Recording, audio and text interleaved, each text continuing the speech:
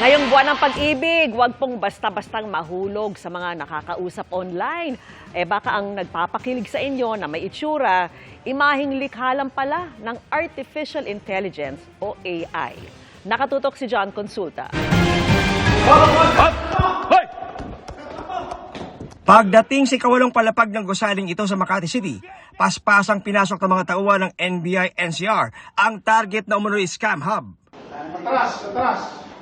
Walang nagamit ng cellphone. Walang hawak ng computer. Naroon ang may 167 na mga Pilipino at 2 Chinese na abala umano sa love scam activities.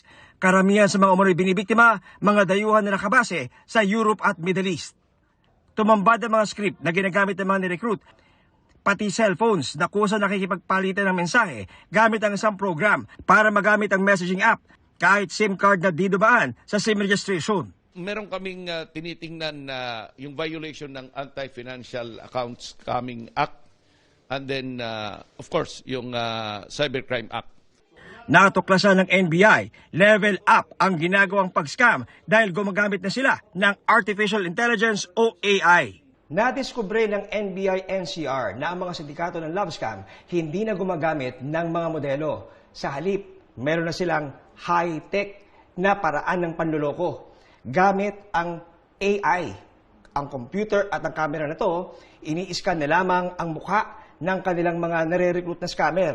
Ang resulta, meron na silang na-generate gamit ang AI na mukha ng isang babae na siyang ginagamit ngayon ng mga sindikato para ipakausap, ipaharap sa mga video calls sa mga dayuhan sa ibang bansa para kanilang mabiktima.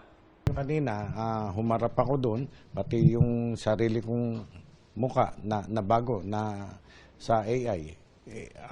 Ano yun? Real time na papalitan nila. Talagang majujup nila into believing na tunay sila. Ayon sa aming mga nakausap, magtatatlong taon nang nag-ooperate ang kanilang grupo at 3 dayuhan ang kanilang kota kada araw. Kukunin po namin yung trust tsaka yung relationship ni customer. Kapag na-build na po namin yung trust tsaka yung relationship, doon na po papasok yung tinatawag na investment scam. Sa totoo lang sir, malaki po talaga sahod dito. Hindi po kayang ibigay ng normal na trabaho. Pagdating sa konsensya, wala na po siguro. Pera na lang po iniisip namin. Mensahe ng NBI sa mga Pilipinong nagpapagamit sa mga sindikato ng scam hub. Huwag silang masilaw doon sa pangako malaking pera. Lalo lang silang mapapahamak. Para sa GMA Integrated News, John Consulta, nakatutok, 24 oras.